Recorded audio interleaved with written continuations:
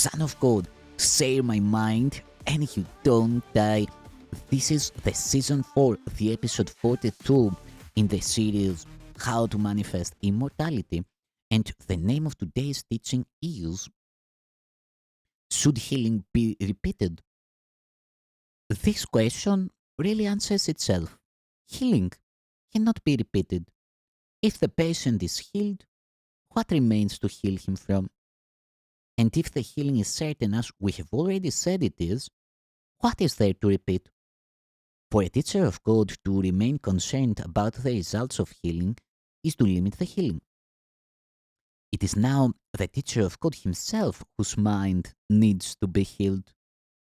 And it is this he must facilitate. He is now the patient and he must so regard himself. He has made a mistake and must be willing to change his mind about it. He lacked the trust that makes for giving truly, and so he has not received the benefit of his gift. Whenever a teacher of God has tried to be a channel for healing, he has succeeded.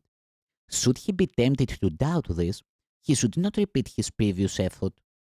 That was already maximal, because the Holy Spirit so accepted it and so used it. Now, the teacher of God has only one course to follow. He must use his reason to tell himself that he has given the problem to one who cannot fail and must recognize that his own uncertainty is not love, but fear, and therefore hate.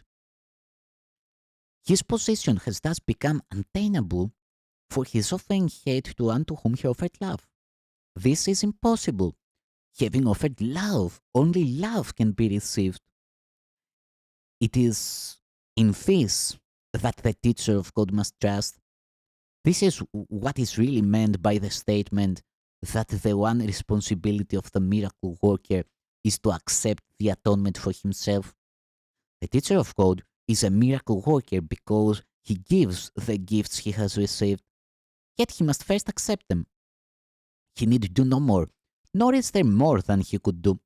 By accepting healing, he can give it. If he doubts this, let him remember who gave the gift and who received it.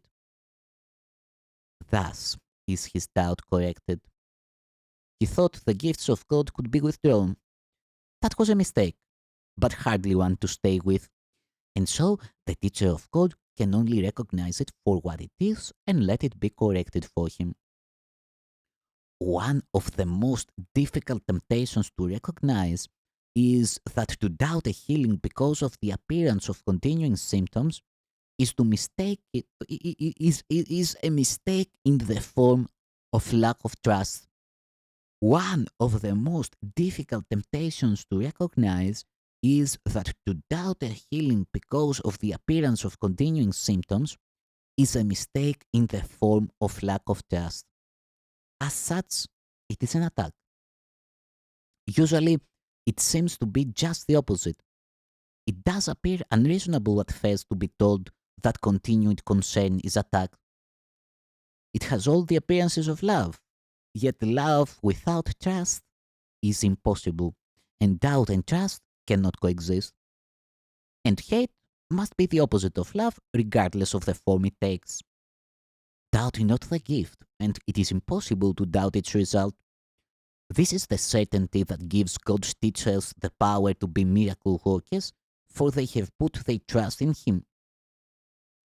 The real basis for doubt about the outcome of any problem that has been given to God's teacher for resolution is always self-doubt. And that necessarily implies that trust has been placed in an illusory self, for only such a self can be doubted. This illusion can take many forms. Perhaps there is a fear of weakness and vulnerability. Perhaps there is a fear of failure and shame associated with a sense of inadequacy. Perhaps there is a guilty embarrassment stemming from false humility. The form of the mistake is not important. What is important is only the recognition of a mistake as a mistake. The mistake is always some form of concern with the self to the exclusion of the patient. It is a failure to recognize him. It is a failure to recognize him as part of the self and thus represents a confusion in identity. Conflict about what you are has entered your mind, and you have become deceived about yourself. And you are deceived about yourself because you have denied the source of your creation. If you are offering only healing, you cannot doubt. If you really want the problem solved, you cannot doubt. Doubt is the result of conflicting wishes. Be sure of what you want, and doubt becomes impossible.